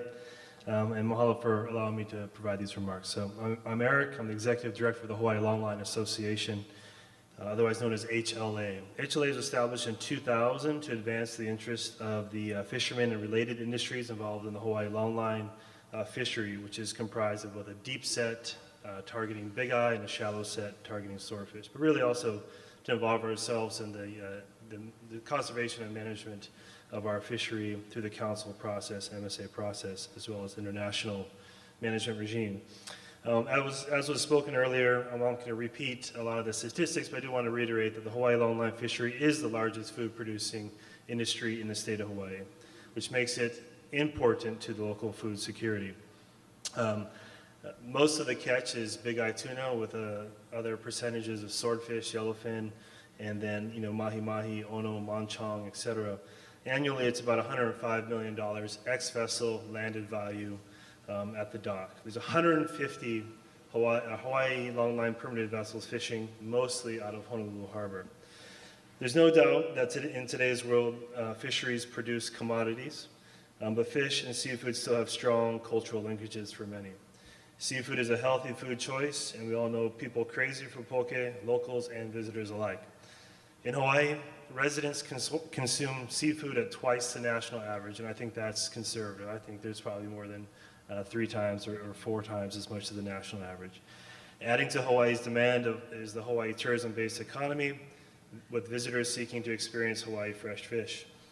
The Hawaii longline fishery, as was mentioned, along with associated seafood businesses, restaurants, retail markets, supply industries together support thousands of direct and indirect jobs. We can't forget our federal friends as well, which there are hundreds that are also dedicated to the management of this fishery that are employed with federal funding here in Hawaii and throughout the region. So while being a major contributing industry to Hawaii, the fishery is actually minor compared to international fisheries for tuna operating in the Pacific. For example, our fishery lands less than 2% of the total Pacific tuna catch. While measures developed by the 2 Pacific RFMOs that were identified apply to our fishery, many of the international measures were actually first developed under the MSA for our fishery. So we've been the standard, and I won't go through the list, but they've already been stated. It is comprehensive, and we know that foreign fisheries are nowhere near regulated or monitored to the extent that we are. So our fleet is also disproportionately contributed to research and monitoring compared to foreign fleets. For example, a Google Scholar search of the terms tuna longline fishing, which I did last night, reveals around 27,000 articles, half of which mention the Hawaii longline fishery. So we are contributing and have been for a number of years to the science and monitoring this fleet and fisheries. Over 80% of longline observer data in the Pacific for decades came from our fishery alone.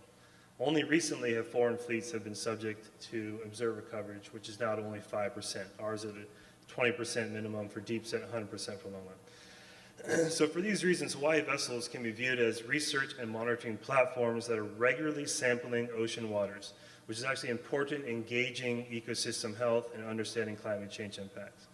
Because of the MSA, the United States is a global leader in fisheries management, and fisheries management under the MSA works because overfishing is not allowed, and management measures have to be based on the best scientific information available. The MSA also works because the Regional Fishery Management Council system is participatory, deliberative, and adaptive. In our view, what doesn't work are non-MSA fishery actions that are not subject to the same MSA mandates, like environmental, economic, social impact review, using best available science, and public review process requirements. Examples of these actions that have unnecessarily harmed this fleet, our fleet and associated industry are the Pacific Marine National Monument closures and the 2018 amendment to the Billfish Prohibition Act. The latter, the 2018 amendment to that Billfish Prohibition Act, prohibits the sale of billfish to the U.S. mainland and prohibits exports. This has been estimated to have a $20 million impact to Hawaii vessels and seafood businesses, but no real gains in billfish conservation. Currently, only 17% of U.S. EEZ waters around Hawaii are open to our fleet, and nearby Johnson Atoll EEZ waters are fully closed. Displaced effort to the high seas has safety at sea implications, greater trip costs, fish quality concerns associated with longer trips, and foreign competition. Many of these factors are compounding, which motivates vessels to fish harder and to land more fish. Foreign competition on the high seas is a problem and exacerbated when foreign fleets fish alongside our vessels that are heavily subsidized and selling in the same U.S. markets. Most of the longline catch in the Pacific is dominated by Asian distant water fleets.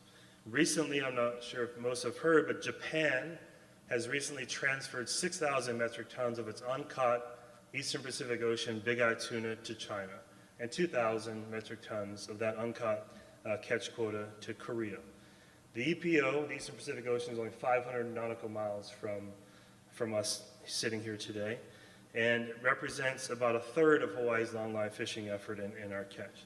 So the 8,000 metric tons of big eye quota recently transferred by Japan is essentially our entire longline big eye fishery combined in the west and the east. So this is highly concerning to our fleet, and we know that foreign vessels are encroaching even more and more so around the archipelago, as well as the PREA National Marine Monument areas.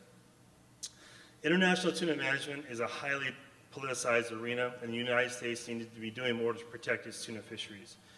We in the tuna industry are highly sensitive to international tuna management, and likewise, HLA participates in MSA council processes. But frankly, there is less management uncertainty when dealing with the MSA as opposed to RFMO regimes, because this is due to the 10 national standards of the MSA and other provisions make it effective and provide confidence in the management system.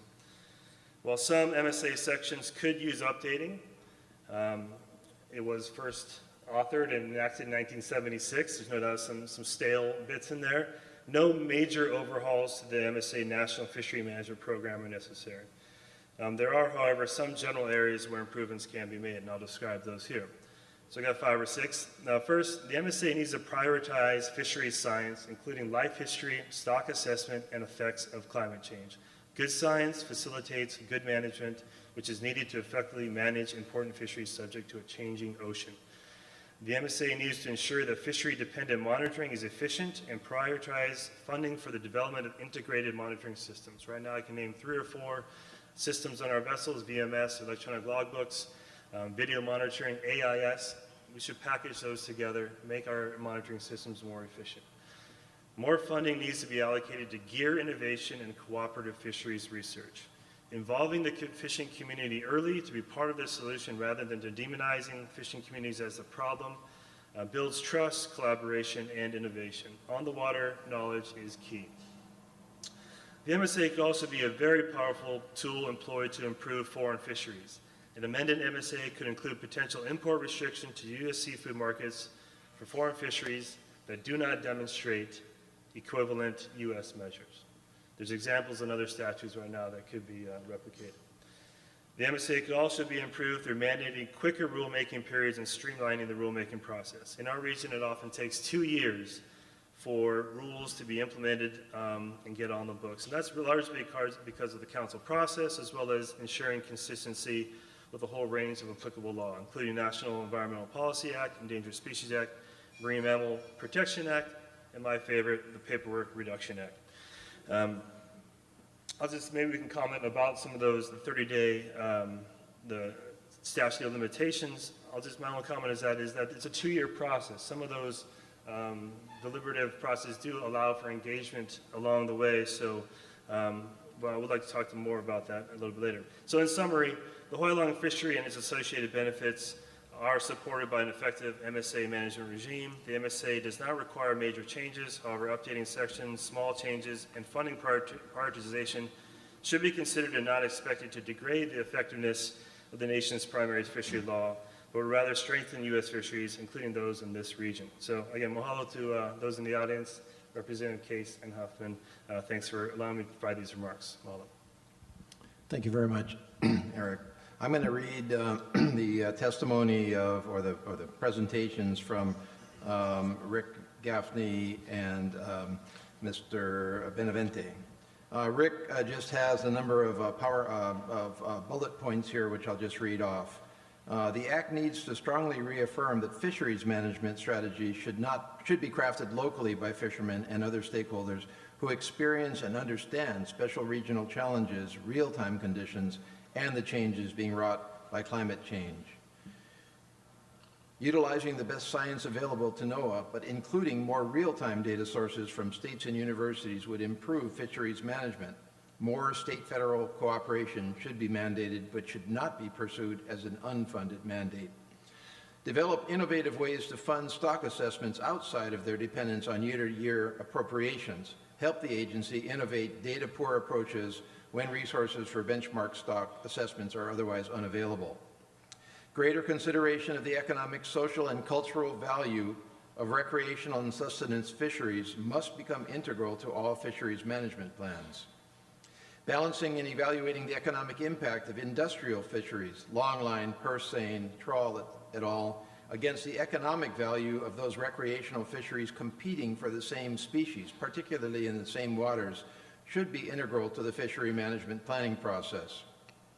Require the Secretary of Commerce to identify data and analyses, especially for recreational fisheries, that would reduce uncertainty and improve future stock assessments, and to determine whether such information could be provided by other sources. While still operating under science-based annual catch limits, encourage the use of alternative fishery management measures in a recreational fishery or in the recreational component of a mixed-use fishery, including the consideration of extraction rates, fishing mortality targets, and harvest control rules. The reauthorization of the Act should assure a clear separation of the determination of the catch level by the SSCs from the allocation of the catch by the RFMCs themselves. The former is a scientific question, the latter is a policy one. Important drivers of change in fishery ecosystems have evolved significantly since the original Magnuson-Stevens Act, and this new reality requires an increased focus on adaptability and flexibility in the Act. Adaptability and flexibility should not be used as a means to avoid hard conservation decisions, but rather reflect the fact that the fisheries productivity is changing as, at time, scales in line with the management process, such that medium-term projections will require updating regularly.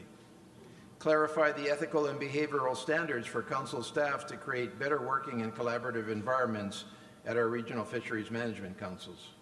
Increase secretarial accountability when councils fail to take adequate conservation and management action, and increase the management and oversight opportunities for the public. Clarify council roles and responsibility with respect to communications with Congress. Get the State Department to back away from fishery management in the Pacific. Quote, trading tunas for Toyotas, unquote, has not served the best interests of our fisheries.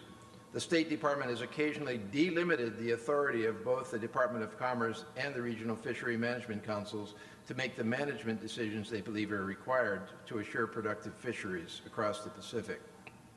The MSA reauthorization process needs to consider the exploitation of foreign workers in U.S. purse seine and longline fisheries in general, and the unfair economic advantage thereby awarded to those U.S.-flagged industrial fishing fleets over regional small boat commercial and recreational fisheries. The MSA should be strengthened to minimize the potential adverse impacts of aquaculture on essential fish habitat. Councils should designate aquaculture as a fishing-related activity for essential fish habitat purposes and implement management actions required by the Act to ensure that it minimizes adverse impacts on essential fish habitat, while all federal permits that may affect essential fish habitat require consultation with NOAA, council action to incorporate management measures in FMPs and effectively implement those measures without a layer of environmental protection beyond that offered by consultation. And finally, require the Governor of Hawaii to consult with recreational and subsistence fishing interests, cultural practitioners, and conservation groups prior to submitting nominations for the Western Pacific Council. Thank you, Rick. I'm sure that you're watching, so I appreciate those comments. And next, from, again, the Secretary of the Northern Marianas Department of Land and Natural Resources, Mr. Benavente. Aloha, my name is, he didn't actually say aloha. My name is Anthony Benavente, and I'm the Secretary of the Department of Land and Natural Resources, and I'm deeply humbled at your invitation to join this panel today, and am sorry that I was not able to physically attend. I do want to provide this opening statement that I hope you will read. The Northern Mariana Islands include 14 islands running in a north-south direction for 500 miles. The 3 inhabited islands support approximately 54,000 residents, the same size as a median town in the U.S. mainland. There are 2 recognized indigenous groups in the CNMI, the Chamorros, who are the original descendants, and the Rafaluwash, who arrived during the mid-1800s from the Caroline Islands. The CNMI's EEZ is second to Hawaii in area and comprises approximately 13% of the total management area under the Western Pacific Council. Our ocean area is over 3,800 times our landmass. Although our population and fisheries are very small when compared to the U.S. mainland, a majority of the fishing vessels in the CNMI are 15 to 25 feet fiberglass boats with outboard motors. Fish are mainly sold locally with minimal exports. Despite these perceived shortcomings, we have immense pride with our local fishers who provide our tourists and residents with fresh seafood products. Pacific Island heritage and culture has intimately tied our people with the ocean for thousands of years. Oftentimes, funding for our fishery-related management efforts are overlooked as they are deemed unimportant in the eyes of mainland management agencies who regularly engage with the more noticeable large-scale fisheries located along the East, Gulf, and West coasts. Overall, we believe the MSA is working well and does not require any significant changes. The CNMI is very supportive of the bottoms-up approach in managing fisheries, as are all stakeholders and interested residents have a chance to participate. Additional input is channeled to the Council through the numerous advisory bodies overseen by the Council. I wish to make a couple of points with respect to the MSA. Number one, we would support a clearer definition of overfished. The present use of the term infers that fishing activities are the only cause of an overfished stock. As we now realize, there are other underlying factors, such as climate change, recruitment failure, pollution, etc., that also play a role in determining the stock status. Perhaps the term depleted would be a more appropriate term. Anecdotally, that is also a comment that's been coming back from some of the other listening sessions that Chair Huffman has been making. Number two, we support giving the Council the ability to have maximum flexibility in managing those species under their jurisdictions. For example, having arbitrary and hard-fast requirements, such as specific time periods for rebuilding an overfished stock, can have unintended consequences. Each council should be able to address stock rebuilding efforts based on life history parameters and the impacts to fishing communities. Each council faces an entirely different set of circumstances related to their fisheries, and the council is the best entity to decide the best approach to resolving those problems. Fishing communities and businesses are very fragile, and once they are regulated out of business, it is extremely difficult to reopen once the regulatory environment is again favorable for their operations. Next, the CNMI has been able to leverage funds from the Western Pacific Sustainable Fisheries Fund to implement those approved projects in the CNMI Marine Conservation Plan. Some examples of successful projects include, and here he lists a number of projects which I won't read off for the interest of time, but are various community efforts. I'll just read the first one: Garapan Fishing Base Launching Ramp, Boat Trailer Parking Lot. Next, through the MSA and Council efforts, the CNMI has received an increase in support for improved fishery data collection efforts and policy improvements.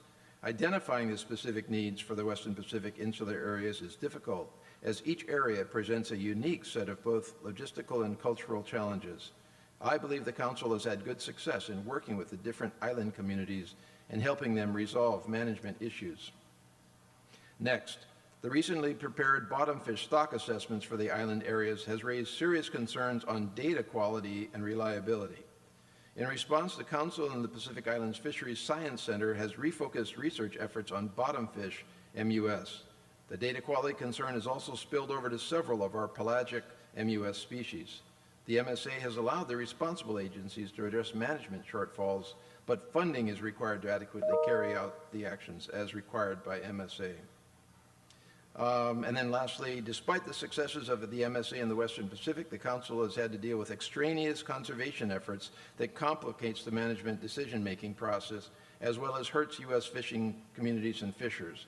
An example is the unilateral designation of numerous national marine monuments throughout the Western Pacific region. These no-fish spatial closes result in significantly decreasing available fish areas while completely ignoring the volume of fish landed or decrease fishing effort, the real parameters that go into determining whether certain fish stocks are overfished or experiencing overfishing. An example that hurt Hawaii fishers was the recently passed law that prohibits the importation of sustainable harvested billfish from the Western Pacific into the U.S. mainland. Another example is the current legislation passed by the House that would prohibit the sale of shark fins for sustainably caught sharks, thus affecting their livelihood. Neither of these examples has a realized conservation benefit. And so thank you to the Secretary for that. Thank you for that really, really great input. It took a long time, but there were a lot of very diverse views expressed, a lot of things to think about. And at this point, what I'd like to do, if Chair Huffman is still with us, is turn it over to him. He did have to get off at some point. I don't know if he still is or not. If not, I'll keep going to ask him if, yes, there you are. You didn't put on your UC Santa Barbara jersey during the interim. Okay, Chair Huffman, the floor is yours. Thank you, Congressman Case. You're doing a great job here, and thanks to everyone who's provided input so far. This has been a great conversation.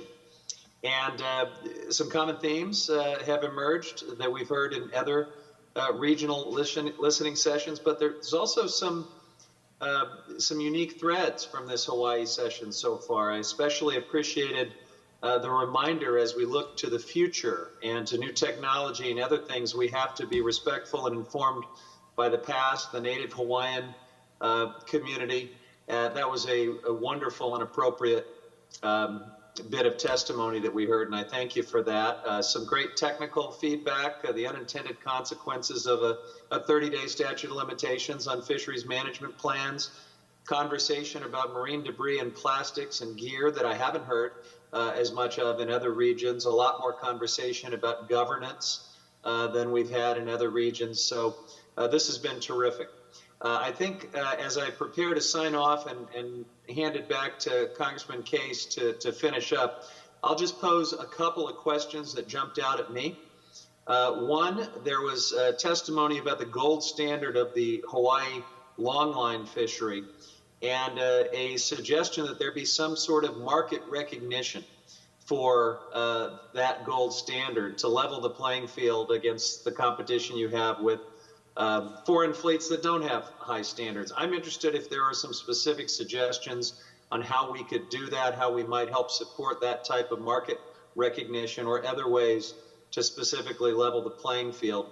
And then second, I did finally, in one of the comments that Congressman Case read, hear a little bit about from the recreational sector about data collection and other concerns unique to the recreational sector. But frankly, that's been discussed far more in some of the other regions. And I'm wondering, is that because there's less pressure and conflict between the recreational and other sectors? A related question is, how is your region tackling the difficult issue of getting reliable data from recreational fishers? We know that our commercial fishers and our charter boats are a little easier to get data from, frankly. But it's a more difficult task, and everybody seems to agree that we want the best possible data to inform our fisheries management decisions, but getting it from a very disparate recreational fishing community can be a challenge, and I'm interested to hear if there are any new ideas or thoughts in your region on that subject. With that, I'll go mute again and sign off, and thank you all for a terrific conversation. Thank you so much, Chair. See you in a few days. Thanks. Mike, Eric, do you want to take the chair's first question? I raised the question as well, and it is a larger question, and the larger question is this: if we're doing some of the best, fisheries management in the world, and yet we're sitting next to, countries that don't care about fisheries management, that are out there doing completely unsustainable practices, that are not following, humanitarian labor laws, that are fishing the high seas, that are going into other countries who are willing to sell them their fisheries on a completely unsustainable basis. And if these countries out there are running their fisheries in a completely contrary way for what we're trying to do, and yet we are in fact letting them market freely into our country, then that does put you at a sufficient disadvantage. All of us, at a sufficient disadvantage, and it disincentivizes, frankly, our industries from complying with our management structure. So short of and I think the gold standard really would be in the international scale, would be international treaties that were followed by everybody and enforced by everybody.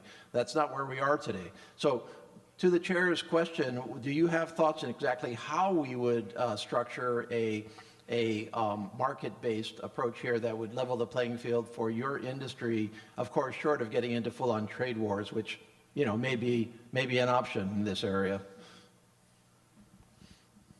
I'll start. Thanks for the question. Yeah, I do think there are some specific things that could be done. I did mention in my remarks that there are provisions in Magnuson's that could be employed that would restrict the import of foreign seafood if not demonstrated to meet our measures. That would take some serious government verification and a lot of program funding and that kind of thing. So that's a little bit cumbersome. but it's there and it exists in other statutes, the Marine Mammal Protection Act, for example. But there is an existing law, I guess. I think it's, I don't know if it's customs or who controls the regulations, but it's like country of origin labeling for seafood imports. There's also a NOAA-run seafood import program that has to, foreign seafood has to document where the vessel, the product comes from, et cetera, but it doesn't get into the management of those fisheries. On the marketing side, you know, simply, I think the country of origin labeling requirements only have to, a seafood product has to be labeled of that country, a foreign country. It doesn't have to say it's a product of the United States if it is a product of the United States. And if it's further processed, I think those country of origins get lost along the supply chain. One simple marketing strategy would be to put a U.S. flag on U.S. product. If you're a consumer looking at a packaging or a fillet of fish or poke, whatever, and it says, and it has a flag of the United States or even Hawaii, for example, you might get more interest and consumer interest of buying U.S. versus having to go and find what the country of origin label is of that foreign product. So a simple image, you know, and recognition of a U.S. product that's easy to understand might change the tide a bit on that. Thanks. Mike, anything?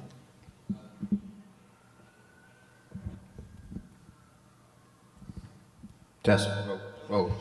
Sorry.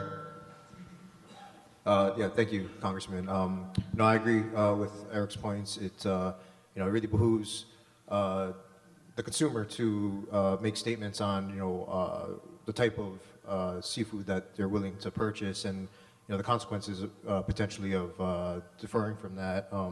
You talk really about even, you know, local residents have lived here all their life.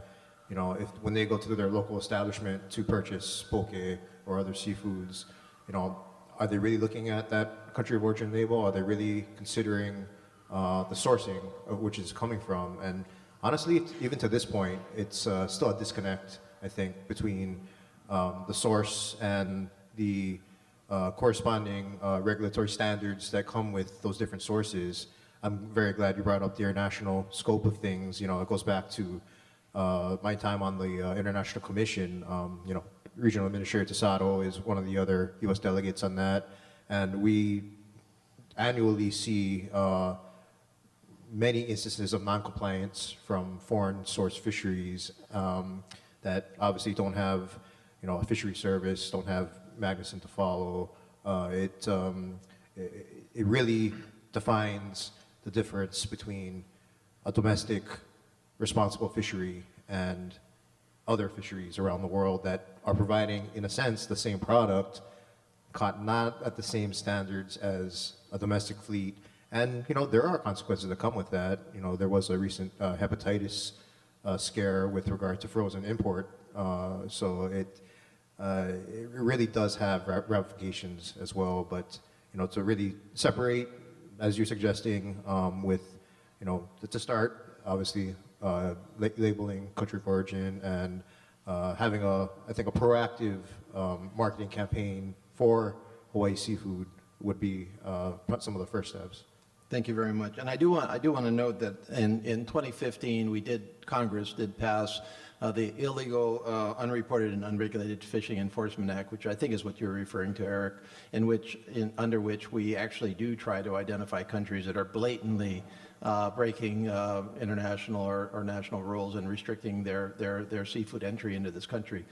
And that is still in its infancy, but you know, there are a couple of countries that have been identified that way, and I forget which one it was, probably one of you knows it, but one of them didn't like it so much and actually started to crack down and come off that list because we are a major market, so that's a major plus. Let me go to, I'm sorry, I'm just gonna keep moving here. Let me go to Chair Huffman's second observation, which really, I want to ask the bigger question just for the record here, and that is, Edwin, you're probably the best person to ask here from a recreational fishing perspective. But in other parts of our country, there is quite a competition between commercial fishing and recreational fishing, and where these kind of conflicts over utilization of a particular fishery tend to play out perhaps a little bit more aggressively than I've seen it here in Hawaii. For example, the Gulf Coast, which has an incredibly large recreational fishery, they get into some, in that council, that bubbled up in the listening sessions a little bit more. But to Chair Huffman's question, he made a comment that he didn't sense that level of conflict in the Western Pacific. Is that your experience? Yeah, thanks for the question. Yeah, that actually is my experience. There isn't a lot of conflict between, the commercial and the recreational. There is probably more conflict, and to go back to the last question, is from, as a small boat fisherman that provides fish into the economy, the price point is of major concern because the import fish is being sold at such a much lower price point, and that in itself leads to hard to compete with for the small boat fishermen. And the small boat fisherman is actually arguably is the most fragile of all of the fishing producers, because they're just single guys that have to eke out some kind of a living many times, and it's difficult when they can't make money from selling their fish because of the foreign fish that's coming in and competing at a much lower price. Okay, thanks, Mike. Yeah, thanks. And I was going to transition to the RICFISH question from the chairman. So particularly on the data side, I will offer the Science Center to input on the difference in our region from the MRIP program that he might be familiar with on the U.S. mainland, and our HMRFS program, which is a different system. The complexity comes, and some of this lack of, we'll say, controversy comes from a true sense of we don't have a us and them type mentality between recfish and commercial. And even in Ed's commentary, he talked about the price point.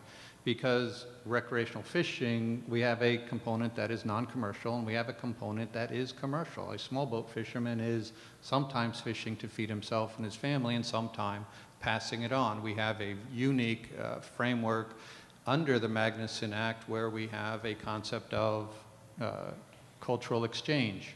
It's a non-commercial activity, but it leads to the exchange of goods and services for fish.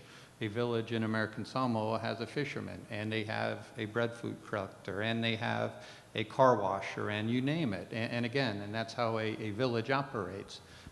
Without, I don't want to say that I fully understand that system, but it's one that has been incorporated under the Magnuson Act as a non-commercial activity.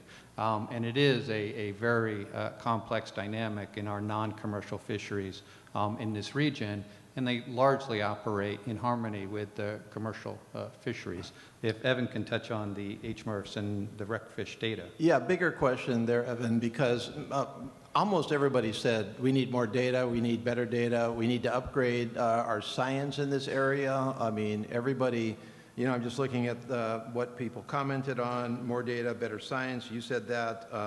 The fishing industry said more electronic monitoring, not just observers. I think it was you that commented that in some parts of the Pacific, it's much harder to just get the basic monitoring and science implemented and effect. I mean, what's the solution to that in Magnuson-Stevens? In Magnuson-Stevens? Yeah. We might have the solution in Magnuson-Stevens. I think we've had a couple of pathways lead to the central point, which is the prioritization. I think we tend to prioritize where we need to focus attention and where the greatest gains would be.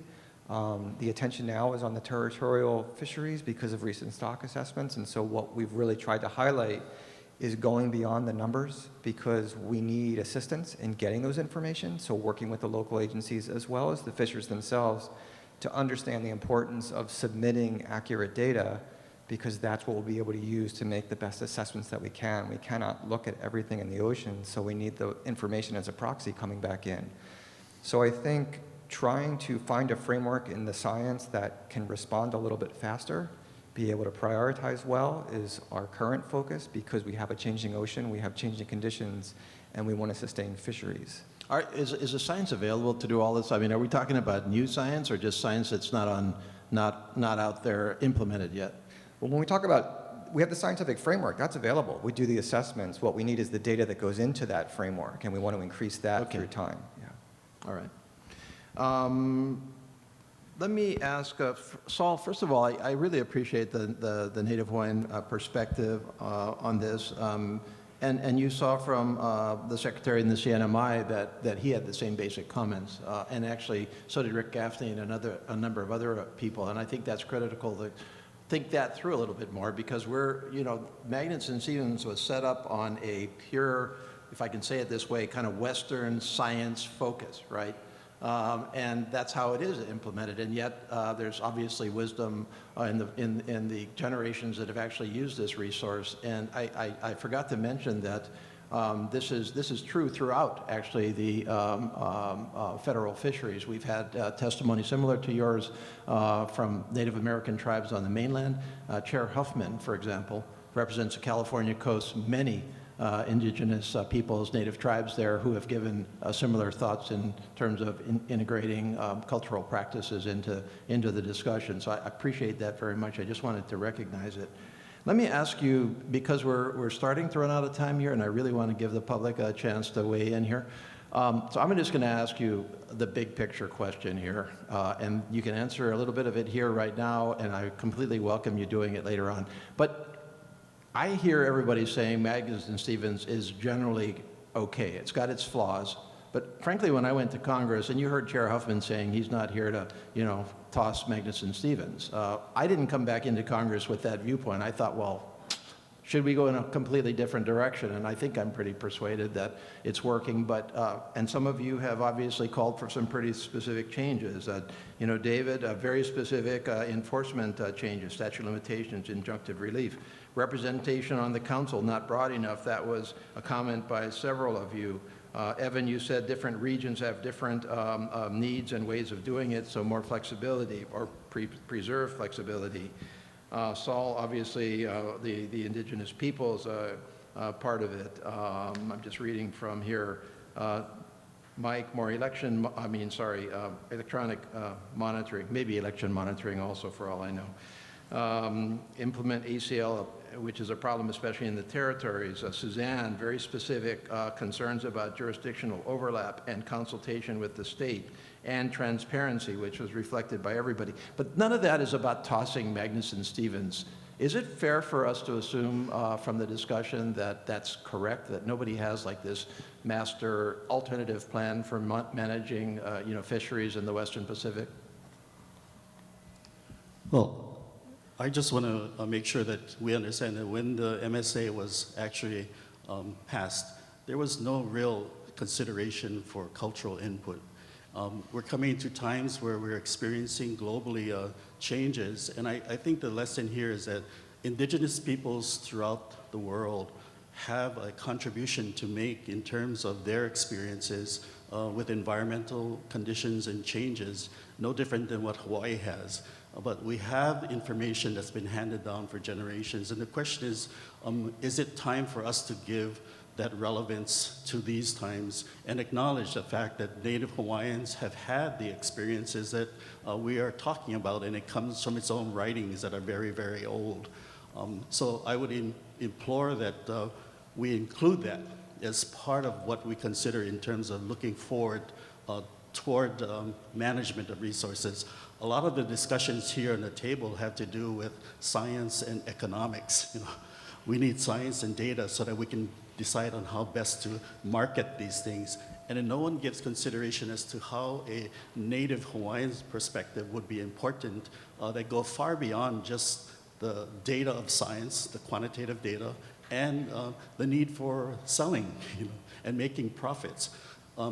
Is it important for us to know whether or not the knowledge that's embedded within the culture of people have importance in terms of sustained resources, how to repair, how to restore, and what would that do to contribute to the fact that we're looking at a sustained ability to continue in the most remote islands on the earth.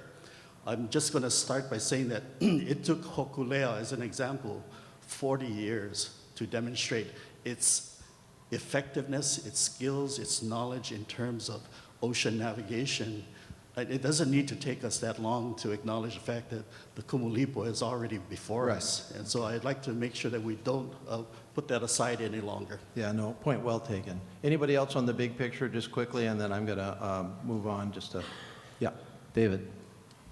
Yeah, just a quick comment. I mean, when you're talking about issues of council membership and transparency and accountability, those are fundamental issues because, depending on what you're putting into the process is what you can get out of the process. So if you include a broader representation on the council of indigenous viewpoints, of conservation viewpoints, of science viewpoints, if you mandate that in terms of the council composition, you're going to get better outcomes. I think the structure is fundamentally sound. The problem is that you've got an industry-dominated membership and composition. Yeah, I don't want to downplay those concerns, and I agree that. But I think we would both agree, wouldn't we, that if those concerns were satisfactorily addressed, the structure of Magnuson-Stevens would work, or work better in your perspective. It would work better. I'm trying to be neutral up here. Eric. Yeah, just a comment on the comment on the membership of council appointments. I think the committee or whoever else should go back into records to identify Westpac Council seats and who they represent, whether or not they are actually industry street seats or not. Because I think, based on my knowledge, there's only one current member on the Westpac Council that represents the Hawaii Longline Associated Injuries, and that's Mike. Before him, 8 years ago, was Sean Martin. Before that, one guy, Jim Cook. So the composition of other members are not from fishing industry. And so I would challenge those to go back and look at council member appointments and who they actually do represent. Then just on the culture aspect, don't disagree with anything Saul said, but also the Westpac Fishery Management Council, because it represents U.S. Pacific Islands, is probably the one council that has had the most indigenous representation out of all of the other regional councils. And that, that's a testament to the U.S. Pacific Islands composition. And I think throughout the history, there has been a lot of focus on indigenous rights and fisheries within our council as compared to others in the United States. Thanks. Okay, thank you. I'm going to go to Suzanne. Just, I already got you. I think the big difference, again, now is the tremendously uncertain future that we have in the state of our oceans, from ocean warming, ocean acidification, coral bleaching, marine debris, plastics. Somehow that has to be worked into the framework, the new framework, because you have to be able to be much more nimble about your adaptive management measures and processes in order to make adjustments quickly based on, something could collapse and then you'd have to adjust really quickly. Well, I think very quickly, and I meant to come back to climate change and the effects of climate change because several of you commented on that in one way or another, but nobody really had a very specific solution, and that's fair enough for now. Obviously, there's many things that we need to be doing from a broader perspective on climate change that are not specific to Magnuson-Stevens, but would nonetheless impact our oceans. But for the purposes of what Chair Huffman is trying to accomplish, I think his question is, what should we be doing at Magnuson-Stevens, whether it's a new set of standards that require more of a focus on climate change and as he says, and we all know, changes in the species to adjust to climate change, migratory patterns, the whole thing. So rhetorical question, please comment on it in any follow-up. I'm going to do one thing here and then turn it over to the public. There were several comments, obviously, in the testimony and up here about the impact of the marine monuments in the Pacific on Westpac's operations. And this is, of course, an area of continued disagreement. Many of us have been talking about this issue for decades, and it's an issue to this day. I would commend to you a report that was just published actually yesterday that was prepared by the Department of Economics at the University of Hawaii at Manoa, and it was published in a national paper, Nature Communications, and the article is entitled "Impact of two of the world's largest protected areas on longline fishery catch rates." Essentially, what the article says is that the monuments have not had an impact from a scientific perspective. So that is going to be cited. So those of you that do feel that there's been a significant impact from the monuments should read that article and decide what you think about it.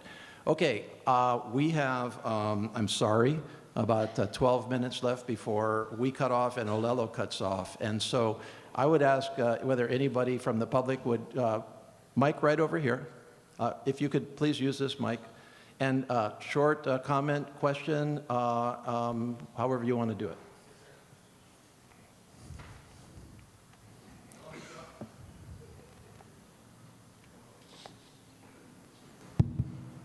Hello, Mr. Huffman, Mr. Case, panel. My name is Gil Kohli, and I'm a commercial fisherman out of Hilo, and I have a couple comments I'd like to make in regards to the MSA. The first being, the MSA currently defines commercial and recreational fishing. Some of us fish for subsistence, or take home to eat and feed the family and community. And while we may get the pleasure from it, our primary motivation is for food, not for recreation. Some of us also sell fish, not as a means or source of income, but to recoup the costs. Those fishermen don't consider themselves commercial either. Then there are those fishermen that give away their fish to family, friends, neighbors, as we often do in Hawaii. There is no expectation of reciprocation for this fish. You cutting me off already? No, not me. So basically, there is no expectation of reciprocation for this fish. Oftentimes, if you're given fish, you might return a favor later during mango season. So my question is, what about us fishermen that do not fit in these two categories? Can the MSA recognize our type of fishing here in Hawaii and the Pacific Islands? Basically where we talked about the cultural exchange. Sir, my second question or comment is, MSA has two provisions that are meant to support indigenous fishing communities in the Western Pacific. The Community Demonstration Project Program and the Marine Education Training Program. To this day, the MSA authorized $500,000 for the CDPP. However, Congress has not appropriated nor has the National Marine Fisheries Service provided any funds to support this important program. Thank you, sir. Thank you so much. I'm going to just respond very quickly and then move on in the interest of time. First of all, from my perspective, and I'm sure this is Chair Huffman's perspective, and the MSA was never designed not to address the fishing that you are describing, subsistence fishing, cultural fishing. Nobody wants to leave that to the sidelines, and if there's a gap in the MSA that we need to fill on that subject, then we will clearly do that. And I'll follow up on the appropriation side of it. But thank you so much for coming down here. Thank you, sir. Mahalo. Okay. Hi, I'm Phil Fernandez. I'm president of Hawaii Fishermen's Alliance for Conservation and Tradition. I would like to address part of what the previous individual talked about. Excuse me. The issue that he talked about is we as recreational fishermen, non-commercial fishermen, small boat, shoreline, and spear fishermen, that kind of fishing are largely ignored in Hawaii.